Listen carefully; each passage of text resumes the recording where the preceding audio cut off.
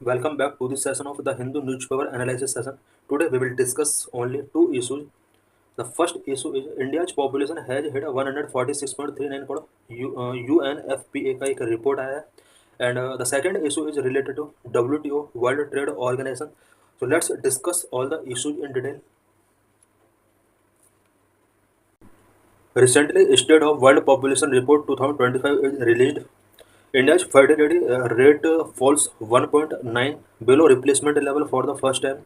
Recently, world Population report release किया गया है जिसमें इंडिया का फर्टिलिटी रेट डाउन हुआ है और 1.9 तक ये डाउन हुआ है. वर्ल्ड पॉपुलेशन रिपोर्ट से रिलेटेड कुछ इंपॉर्टेंट पॉइंट्स हम इस लेक्चर के अंदर डिस्कस करेंगे. Article is important for GS paper 1 Indian society population and associated issues. GS paper 2 important international institutions. It is also important for UPSC prelims and for mains. Why in news? Recently, the United Nations Population Fund (UNFPA) has released the State of World Population Report 2025, which states that India's population has hit 146.39 crore. Recently, United Nations Population Fund ने State of World Population Report 2025 release किया है जो ये show करता है कि India की population 146.39 crore तक पहुंच चुकी है. The state of World population is published annually which covers and analyses developments and trends in world population and demographics. State of World population annually publish किया जाता है जो कि वर्ल्ड पॉपुलेशन एंड डेमोग्राफिक्स का ट्रेंड एंड उसके development को analyse करता है. Report shedding are light on specific regions, countries and population groups and unique challenges they face. इस रिपोर्ट के अंदर स्पेसिफिक रीजन कंट्रीज से रिलेटेड कुछ इंपॉर्टेंट फैक्ट्स गिवन किए जाते हैं. पॉपुलेशन ग्रुप से रिलेटेड यहाँ पर डाटा गिवन किया जाता है और पॉपुलेशन कौन कौन सी प्रॉब्लम फेस कर रहे हैं उससे रिलेटेड डाटा यहाँ पर गिवन किया जाता है. Below replacement, Indian women are having fewer children than needed to maintain the population size across generations. Across generations population size को मेंटेन करने के लिए जितने चिल्ड्रन होने चाहिए इंडियन वुमेन उतने चिल्ड्रन नहीं बियर कर पा रही हैं. Number million of people are unable to realise their fertility goal. Million of people India के अंदर ऐसे हैं जो फर्टिलिटी गोल को रियलाइज नहीं कर पा रहे हैं. Number 2 report call for addressing unmet reproductive goal. Unmet reproductive goal को एड्रेस करने से रिलेटेड इस रिपोर्ट के अंदर कुछ चीज़ें गिवन की गई हैं. टोटल फर्टिलिटी रेट पर वुमेन का कितना है किस कंट्री के अंदर उससे रिलेटेड ये यहाँ पर चार्ट दिया गया है. अफगानिस्तान के अंदर हम देख सकते हैं टोटल फर्टिलिटी रेट 4.7 है. पाकिस्तान के अंदर 3.5 है. बांग्लादेश के अंदर 2.1. इंडिया के अंदर 1.9. नेपाल के अंदर 1.9. श्रीलंका के अंदर 1.9 एंड भूटान के अंदर 1.4. एंड हम देख सकते हैं कि चाइना के अंदर जो फर्टिलिटी रेट है वो 1 है. यही वजह है कि चाइना की पॉपुलेशन डिक्रीज हो रही है. What are the key highlights of the report. इस रिपोर्ट का की हाईलाइट क्या क्या है. Population estimation. India's population is estimated to have reached 146.39 crore by April. April तक इंडिया का पॉपुलेशन 146.39 करोड़ तक रीच कर चुका है. India youth population remains significant with about 24% of the population in age bracket 0 to 14, 17% in the age bracket of 10 to 19, 26% in the age group of 10 to 24, 68% of the population in India is working age 15 to 64 years. India का जो population youth population है उसमें significant increase हुआ है. हम देख सकते हैं कि इंडिया में 0 से 14 ईयर तक के जो पॉपुलेशन है वो 24% है एंड 10 से 19 ईयर की पॉपुलेशन 17% है. 10 से 24 ईयर की जो पॉपुलेशन 26% है. एंड हम देख सकते हैं कि इंडिया का जो वर्किंग एज पॉपुलेशन है वो 68% है. इट मीन्स इंडिया के अंदर वर्किंग एज पॉपुलेशन बहुत ज़्यादा है. Fertility rate. Countries total fertility rate है decline to 1.9 falling below the replacement level of 2.1. Because किसी भी पॉपुलेशन को रिप्लेस करने के लिए फर्टिलिटी रेट 2.1 होना जरूरी है बट कंट्री का फर्टिलिटी रेट 1.9 तक डिक्लाइन हुआ है. The total fertility rate measure the number of children of women is expected to have throughout her reproductive age. Total fertility rate को जो मेजर किया जाता है कोई एक वुमेन अपने रिप्रोडक्टिव एज में जितने नंबर ऑफ चाइल्ड एक्सपेक्ट कर सकती है वो उसका टोटल फर्टिलिटी रेट होता है. लाइफ एक्सपेक्टेंसी से रिलेटेड क्या रिपोर्ट है. The average life expectancy for an Indian male is projected as 71 and 74 for female. Life expectancy की अगर बात की जाए तो एवरेज लाइफ एक्सपेक्टेंसी इंडिया में मेल के लिए 71 है, जबकि फीमेल के लिए 74 है। Elderly population 65 and older currently stand at 7%, that is expected to rise in the coming decades as life expectancy improve. India के अंदर एल्डरली पॉपुलेशन की अगर बात की जाए, एल्डरली पॉपुलेशन वो पॉपुलेशन है जिनका एज 60 ईयर्स से अबव है।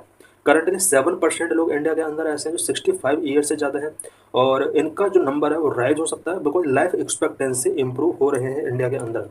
Slowing population, the population is expected to grow to 170 crore before starting to dip in about 40 years. ऐसा एक्सपेक्ट किया जा रहा है कि हमारी जो पॉपुलेशन है वो 170 करोड़ पर रीच होने के बाद इसमें थोड़ा डाउनफॉल होगा। इट मीन्स अब से 40 ईयर के बाद हमारी जो पॉपुलेशन है वो थोड़ा डिक्लाइन होना स्टार्ट हो जाएगी। Replacement level TFR. Replacement level TFR is the rate needed for each generation to replace the previous generation's population. previous generation की population को replace करने के लिए जो fertility rate होना चाहिए वो replacement level TFR होता है। What is the UNFPA? UNFPA is a subsidiary organ of the UN General Assembly and work as a sexual and reproductive health agency. UNFPA एक यूनाइटेड नेशंस जनरल असेंबली का एक subsidiary organ है जो कि sexual and reproductive health agency के तौर पर work करता है। The UN economic and social council establish it's mandate. UNFPA का जो मैंडेट एस्टेब्लिश किया जाता है वो यूएन सोशो इकोनॉमिक काउंसिल के द्वारा किया जाता है। एस्टेब्लिशमेंट, यूएनएफपीए का एस्टेब्लिशमेंट कैसे होता है? Established as a trust fund in 1967 and began operations in 1969. United Nations fund for population का जो इस्टेब्लिशमेंट किया गया था एज ए ट्रस्ट 1967 में किया गया था और 1969 से इसके ऑपरेशन को बिगिन कर दिया गया था। इन 1987 it was officially renamed the United Nations Population fund. 1987 में इसको officially United Nations Population fund के तौर पर रीनेम किया गया। ओरिजिनल एब्रीविएशन जो इसका था वो यूएनएफपीए था। It means United Nations fund for population activities. इस ओरिजिनल एब्रीविएशन को रिटेन करके रखा गया। Objective, UNFPA work directly to tackle sustainable development goals on health SDG 3, education SDG 4 and gender equality SDG 5। UNFPA directly sustainable development goal को tackle करने के लिए work करता है। Specially 3 sustainable development goal health SDG 3, education SDG 4, gender equality SDG 5, इन सभी को tackle करने के लिए ये वर्क करता है fund. UNFPA is not supported by UN budget. UNFPA को यूएन बजट के द्वारा सपोर्ट नहीं किया जाता है। Entirely supported by voluntary contributions of donor governments, inter governmental organisations, the private sector foundations and individuals. UNFPA को जो बजट प्रोवाइड कराया जाता है वो यूएन बजट के थ्रू इसको सपोर्ट नहीं किया जाता है बल्कि वॉलंटरी कंट्रीब्यूशंस किए जाते हैं डोनर गवर्नमेंट के द्वारा, इंटर गवर्नमेंटल ऑर्गेनाइजेशंस के द्वारा इसको डोनेट किए जाते हैं, प्राइवेट सेक्टर इसको डोनेट करता है। This is PYQ related to this article. Question number 1, in the context of any country which one of the following would be considered as part of its social capital। social capital के तौर पर इनमें से क्या important है? Answer is D, the level of mutual trust and harmony in the society. Society के अंदर mutual trust and harmony है तो ये एक सोसाइटल कैपिटल का एक पार्ट हो सकता है।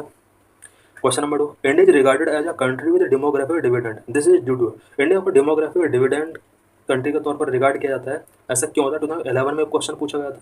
The correct answer is B, it's high population in the age group of 15 to 64 because India के अंदर 15 to 64 ईयर एज के जो पॉपुलेशन है वो हाई पॉपुलेशन है।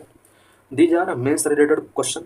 Question number 1, discuss the main objective of population education and point out the measures to achieve them in India in detail। 2021 में question पूछा गया था। Question number 2, empowering women is the key to control the population growth। Discuss 2019 में question पूछा गया था। Question number 3, critically examine whether growing population is the cause of poverty or poverty is the main cause of population increase in India। 2015 में question पूछा गया था। In this article we will discuss about WTO, World Trade Organization, about WTO। WTO is a global multilateral organization established in 1995 for the rules-based trading between the nations of the world। WTO एक global multilateral organisation है जो कि world के Nations के between rule based trading को establish करने के लिए 1995 में फॉर्म किया गया था। It is a global membership group that managed and promotes free trade. WTO एक ग्लोबल मेंबरशिप ग्रुप है जो कि फ्री ट्रेड को प्रमोट करने के लिए एंड मैनेज करने के लिए इस्टेब्लिश किया गया था। It serves as a forum for governments to settle trade dispute and negotiate trade agreement। Trade agreement को नेगोशिएट करने के लिए एंड ट्रेड से रिलेटेड डिस्प्यूट्स को सेटल करने के लिए ऑल कंट्रीज के गवर्नमेंट के लिए WTO एक इम्पोर्टेंट फोरम के तौर पर वर्क करता है। It aims to help producers and goods and services exporters and importers conduct their international business smoothly. WTO का जो मेन एम है वो exporters, importers and goods and services को प्रोड्यूस करने वाले इंटरप्राइजेस के लिए बिजनेसेस को स्मूथली तरीके से कंडक्ट करने में हेल्प करता है। At present the WTO consist of 164 members and 23 observer governments. Present में WTO के अंदर 164 मेंबर्स हैं एंड 23 ऑब्जर्वर गवर्नमेंट हैं। Evolution of WTO, World trade Organization का एवोल्यूशन कैसे हुआ। WTO came into existence on 1 January 1995। The history of its establishment dates back to 1945। 1 जनवरी 1995 को WTO start हुआ, बट इसका जो हिस्ट्री रहा है एस्टेब्लिशमेंट का वो 1995 रहा है।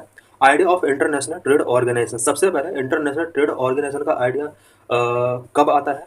After World War II, Western countries take an idea to create an international trade organization to handle the trade side of the international economic cooperation। World War second के बाद वेस्टर्न कंट्रीज के अंदर एक International trade Organization ITO establish करने का एक आइडिया आता है, so that international economic cooperation के एक साइड के तौर पर ट्रेड को भी हैंडल किया जा सके। It was conceived as the third international institution along with two Bretton Woods institution as a specialised agency of UN। ITO international trade organisation को एक वर्ल्ड के थर्ड इंटरनेशनल इंस्टीट्यूशन के तौर पर कंसीव किया गया। इसके सिवाय टू ब्रेटन वुड्स इंस्टीट्यूशंस हैं और ITO को UN की एक स्पेशलाइज्ड एजेंसी के रूप में इंस्टीट्यूट किया जाना था। But major countries at USA fail to get this treaty ratified in their respective legislatures. But कुछ मेजर कंट्रीज जिसमें USA भी इंक्लूड था वो अपने लेजिस्लेचर में इसको रेक्टिफाई नहीं कर पाए इस ट्रीटी को। Thus this treaty became a dead letter. ये जो ट्रीटी था ITO फॉर्म करने का ये डेड लेटर में चला जाता है। General agreement on trade and tariff, trade and tariff से रिलेटेड अब यहाँ पर एक जनरल एग्रीमेंट किया जाता है, इसको हम GATT के नाम से जानते हैं। An agreement called GATT was signed by 23 countries and Geneva and came into force on January 1, 1948।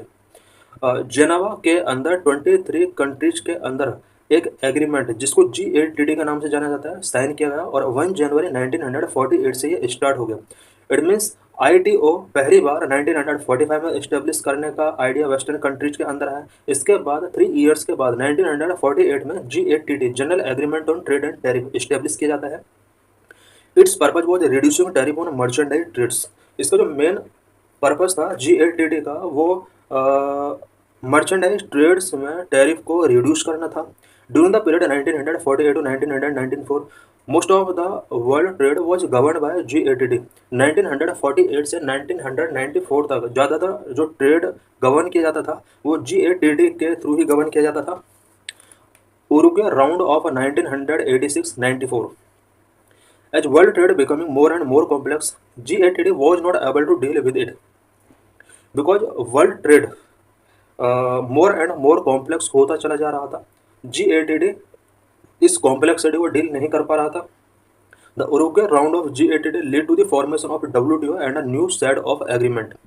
Uruguay round of GATT 1986 से 94 तक ये कंटिन्यू चलता है और यहीं पर WTO का फॉर्मेशन करने के लिए एक एग्रीमेंट किया जाता है। WTO means world trade organisation यहीं से इस्टेब्लिश होता है। Era of WTO. The WTO regime was signed during the April 1994 ministerial meeting at the Marrakech, Morocco, and hence is known as the Marrakech Agreement. अप्रैल 1992 में एक Morocco के अंदर ministerial meeting के during WTO regime को sign किया जाता है और इसको हम मारिक्स एग्रीमेंट के नाम से भी जानते हैं। Members of G8 in 1947 automatically became the members of WTO, and it was also depend on other. It was also open to other countries. G8 1947 के जो मेंबर्स थे ऑटोमेटिकली वो WTO के मेंबर बन जाते हैं और अदर कंट्रीज के लिए भी इस WTO को ओपन कर दिया जाता है। G8 versus WTO। G8 और WTO में क्या डिफरेंस है? इंस्टीट्यूशनल ऑफ फाउंडेशन हम देख सकते हैं G8 के अंदर कोई इंस्टीट्यूशंस नहीं था, जबकि WTO के अंदर permanent institution was its own secretariat. इसका एक परमानेंट इंस्टीट्यूशन था और एक सेक्रेटरीट भी था, जबकि G8 का कोई भी परमानेंट इंस्टीट्यूशन और सेक्रेटरीट नहीं था। Applicability G8 rules apply to trade in goods only. G8 के अंदर G8 ओनली गुड्स के ट्रेड पर अप्लाई होता था, जबकि WTO गुड्स एंड सर्विसेज दोनों पर अप्लाई हुआ करता था। Dispute settlement system G8 has less powerful dispute settle system. Dispute settlement system G8 का लेस पावरफुल था, जबकि WTO के अंदर डिस्प्यूट सेटलमेंट सिस्टम जो है वो काफ़ी एक मैकेनिज्म के तहत इसको किया जाता है। India and WTO। India has been member of the G8 since 1948। जब से WTO फॉर्म्ड हुआ है तभी से इंडिया इसका मेंबर रहा है, G8 का मेंबर रहा है। उसके बाद WTO का भी मेंबर कंटिन्यू बना रहता है। India is also party to Uruguay round and founding member of WTO। WTO 1994 में फाउंड किया जाता है उरुग्वे राउंड के अंडर, और तभी से इंडिया भी इसका मेंबर है। इट मीन WTO का फाउंडिंग मेंबर इंडिया रहा है। Organisational structure of WTO।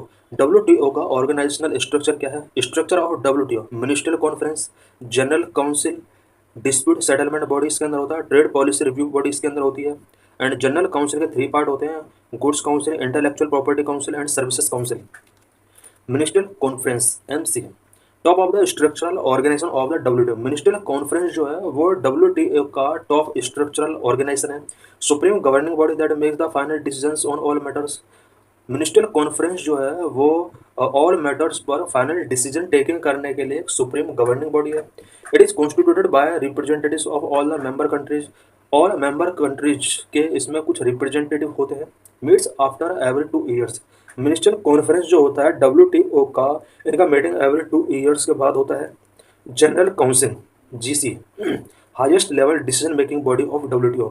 WTO की highest decision making body general council होता है। लोकेटेड इन जेनेवा, जेनेवा के अंदर ये लोकेटेड है। Also act as a dispute settlement body as well as, ये डिस्प्यूट सेटलमेंट बॉडी है। डायरेक्टर जनरल से रिलेटेड भी इसके अंदर कुछ प्रोविजंस हैं, एंड डिस्प्यूट सेटलमेंट बॉडी भी इसके अंदर होती है। एपिलेट बॉडी इसके अंदर होती है। एपिलेट बॉडी 1995 में WTO के इस्टेब्लिशमेंट के साथ ही फॉर्म कर दी गई थी। It is a standing body of 7 person. 7 person appellate body के अंदर होते हैं। The seat of appellate body is Geneva, Switzerland. Switzerland के जेनेवा में एपिलेट बॉडी का सीट है। WTO dispute settlement mechanism. Dispute settlement mechanism इसका क्या है? Trade related disputes are settled by dispute settlement body which consist of all the members of WTO। Trade related dispute जितने भी होते हैं वो डिस्प्यूट सेटलमेंट बॉडी के द्वारा सेटल होते हैं, जिसके अंदर WTO के ऑल मेंबर्स कंसिस्ट होते हैं। Process of dispute settlement. Dispute settlement का क्या प्रोसेस होता है? First stage consultation up to 60 days aimed at settling the trade dispute through conciliation. About 60 days continue पहले फर्स्ट स्टेज में कंसल्टेशन किया जाता है डिस्प्यूट से related. Second stage up to 1 year. If consultations fail to settle the dispute DSP forms a dispute panel. Consultation अगर dispute को settle करने के लिए कंसल्टेशन फेल होते हैं तो डिस्प्यूट पैनल एक फॉर्म किया जाता है। Dispute panel report can be rejected only through consensus among the DSP members. DSP members के कॉन्सेंसस के बेस पर डिस्प्यूट पैनल रिपोर्ट को रिजेक्ट किया सकता है, अदरवाइज इसको एक्सेप्ट कर लिया जाता है। Appellate stage. Dispute panel's ruling can be appealed bye either side. किसी भी साइड के द्वारा डिस्प्यूट पैनल का जो भी रूलिंग होता है उसको अपील किया जा सकता है। Each appeal is heard by 3 member of the permanent 7 membership appellate body. Appellate body के अंदर 7 मेंबर होते हैं। 7 मेंबर में से 3 मेंबर के द्वारा अपील को हियर किया जाता है। Appellate body can uphold, reverse और modify the dispute panel's ruling. Appellate body जो होती है वो डिस्प्यूट पैनल के रूलिंग को अपहोल्ड कर सकता है, रिवर्स कर सकता है एंड मॉडिफाई करके रख सकता है। The dispute settlement body has to accept और reject the report of the appellate body. Appellate body का जो भी रिपोर्ट होता है डिस्प्यूट सेटलमेंट बॉडी उसको एक्सेप्ट भी कर सकता है, रिजेक्ट भी कर सकता है। WTO agreement, number 1 agreement on agriculture, agreement agriculture से रिलेटेड इसको एग्रीमेंट करने होते हैं। Number 2 agreement on trade in textile and clothing, textile and clothing से रिलेटेड भी इसको एग्रीमेंट्स करने होते हैं। Agreement on TRIMS, agreement on trips, general agreement on trade in services, services से रिलेटेड ट्रेड पर भी जनरल एग्रीमेंट इनको करने होते हैं। ऑब्जेक्टिव्स ऑफ WTO, WTO के क्या क्या ऑब्जेक्टिव्स हैं? Number 1 to set rules for international trade to stimulate economic growth and employment, economic growth and employment को स्टिमुलेट करने के लिए इंटरनेशनल ट्रेड से रिलेटेड रूल सेट करना इसका मेन ऑब्जेक्टिव है। Number 2 to provide a forum for negotiating and monitoring trade liberalisation by lowering trade barriers. Number 3 to resolve trade disputes and contribute to the peace and stability of the world, पूरे world के अंदर peace and stability को maintain करना and trade dispute को resolve करना भी इसका एक ऑब्जेक्टिव है। Number 4 to increase the transparency of decision making process related to trade, trade से रिलेटेड डिसीजन मेकिंग प्रोसेस के अंदर ट्रांसपेरेंसी को इंक्रीज करना भी इसका एक ऑब्जेक्टिव है। Number 5 to cooperate with major international economic institutions involved in global economic management, major international economic institutions के अंदर कोऑपरेट को बूस्ट करना इसका मेन ऑब्जेक्टिव है। Number 6 to help developing countries by cutting the cost of doing business giving full benefits from the global trading system, developing countries को help करना भी WTO का ऑब्जेक्टिव्स में से है। और बिकॉज डेवलपिंग कंट्रीज को ये बिजनेस करने के लिए कॉस्ट में कटिंग को फॉलो करता है और ग्लोबल ट्रेडिंग सिस्टम के थ्रू इन्हें प्रॉफिट गिवन किया जाता है। Number 7 to encourage good governance by reducing arbitrariness, arbitrariness को रिड्यूस करके गुड गवर्नेंस को एनकरेज करना भी इसका एक ऑब्जेक्टिव है। Challenges and issues with WTO, WTO के बिफोर क्या क्या चैलेंजेस हैं, क्या क्या इशूज हैं अभी भी। Number 1 China state capitalism, China का जो स्टेट कैपिटलिज्म है ये एक WTO के लिए चैलेंजिंग बना हुआ है। Number 2 plurilateral versus multilateral agreement. Number 3 agreement on fisheries subsidies. Number 4 agreement on e commerce. Number 5 permanent solution to public stock holdings. Number 6 lack of transparency. Number 7 defunct dispute settlement body. Number of China's state capitalism. Due to size and growth of Chinese economy, the nature of China's economic system has created tensions in the global trading system. Chinese economy का जो size and growth है इसकी वजह से China का economic system का जो nature है उसकी वजह से कुछ टेंशंस ग्लोबल ट्रेडिंग सिस्टम में क्रिएट हुए हैं। The rule book of WTO is advocate for addressing the challenges posed by the Chinese economy, Chinese economy के द्वारा जो भी चैलेंजेस पोज किए गए हैं WTO के रूल बुक में उससे रिलेटेड जो रूल्स हैं वो चाइनीज थ्रेट को एड्रेस करने में इनएडिक्वेट शो हो रहे हैं। Number of plurilateral versus multilateral agreements, the debate has arisen between the developing and developed countries with respect to the nature of trade negotiations under the WTO, WTO के अंदर जो भी ट्रेड नेगोशिएशंस हैं इसके respect में developed and developing countries के बीच में कुछ डिबेट अराइज हुए हैं। Developed countries have been pushing for plurilateral agreement, but developing countries led by India want the continuation of multilateral framework as per special needs and interest of poor and developing countries. Developed countries ने हमेशा प्लूरिलैटरल agreement को push करने की कोशिश की है, वहीं developing countries जो कि इंडिया के द्वारा लीड की जा रही हैं वो चाहते हैं कि डेवलपिंग कंट्रीज के नीड्स और इंटरेस्ट के बेस पर एक मल्टीलैटरल फ्रेमवर्क होना चाहिए। Number 3 agreement on fishery subsidies, fishery subsidies से रिलेटेड भी कुछ इशूज हैं। WTO member countries are presently negotiating a multilateral treaty of fisheries subsidies which seek to ban certain forms of fisheries subsidies that contribute to overfishing. WTO member countries presently fisheries subsidies से related multilateral treaty से related negotiations करने जा रहे हैं, but India चाहता है और ये जो है ये फिशरीज सब्सिडी को बैन करना चाहते हैं। यानी वेस्टर्न कंट्रीज जितने भी हैं ये ज़्यादातर कंट्रीज फिशरीज सब्सिडीज से इस पर जो बैन गिवन किया जाता है, स्पेशली जो सब्सिडी ओवर फिशिंग को कंट्रीब्यूट करती है उसको बैन करना चाहते हैं। Developed countries wants the developing countries like India and China should not get special and differential treatment, but India wants special and differential treatment should be built into the fisheries subsidies agreement. Developed country चाहते हैं कि developing countries like India and China इनको जो special and differential treatment given किया जा रहा है वो नहीं दिया जाना चाहिए, but India wants special and differential treatment, लेकिन इंडिया चाहता है या डेवलपिंग कंट्रीज चाहते हैं कि इन्हें special and differential treatment given किया जाना चाहिए और फिशरीज सब्सिडी से रिलेटेड एग्रीमेंट को कंटिन्यू रखा जाना चाहिए। Number 4, agreement on e-commerce. The developed countries led by the USA wants to tackling barriers that prevent cross-border sales and permanently banning custom duties on electronic transmissions. Developed country चाहते हैं कि cross border sales को prevent करने के लिए जो barriers हैं उनको टेकल किया जाना चाहिए। साथ ही इलेक्ट्रॉनिक ट्रांसमिशंस के थ्रू जो कस्टम ड्यूटी पुट की जाती है उसका परमानेंटली उनको बैन किया जाना चाहिए। India is clearly stated that it is against any binding rule on e commerce. India चाहता है कि ई कॉमर्स पर कोई भी अगर बाइंडिंग रूल है वो नहीं होना चाहिए। नंबर है permanent solution for public stock holding. India has been demanding a permanent solution on public stock holding in order to implement national food security. India चाहता है कि नेशनल फूड सिक्योरिटी एक्ट को इम्प्लीमेंट करने के लिए permanent solution public stock holding से related होना चाहिए। Number 6, lack of transparency. There is no universally accepted definition of what qualifies as a developing और डेवलप्ड कंट्री। कोई भी यूनिवर्सली एक्सेप्टेड डेफिनेशन नहीं है कि किसको डेवलपिंग के अंदर और किसको डेवलप्ड कंट्री के तौर पर एज क्वालिफिकेशन रखा जाना चाहिए। It mean developing and developed country का कोई भी अभी क्वालिफिकेशन स्केल नहीं है। Members can self-designate as developing countries to get special and differentiated treatment, a practice that is often contested. Member countries self designate कर लेते हैं कि वो डेवलपिंग कंट्रीज सो दैट उन्हें special and differential treatment given किया जा सके। Number 7, defunct dispute settlement body. Defunct dispute settlement body से रिलेटेड कुछ इशूज हैं। DSP dispute settlement body has been lying defunct since last many years due to non appointment of judges in the appellate body. Because last कुछ year से appellate body के अंदर जजेस का non appointment of जजेस का appointment नहीं हो रहा है। इस वजह से डिस्प्यूट सेटलमेंट बॉडी डिफंक्ट हो चुका है। सजेस्टेड रिफॉर्म इन WTO के अंदर क्या क्या रिफॉर्म्स की स्टेप नीड है। Number 1, new set of rules. Modernizing the WTO will require a new set of rules for dealing with e-commerce and digital trade. E-commerce and digital trade को deal करने के लिए न्यू सेट ऑफ रूल्स का WTO के अंदर बहुत ही ज़रूरत है सो दैट WTO को मॉडर्नाइज किया जा सके। Number 2, tackling Chinese threat. It also need to deal more effectively with China's trade policies and practices including threat arising from industrial subsidies and state owned enterprises.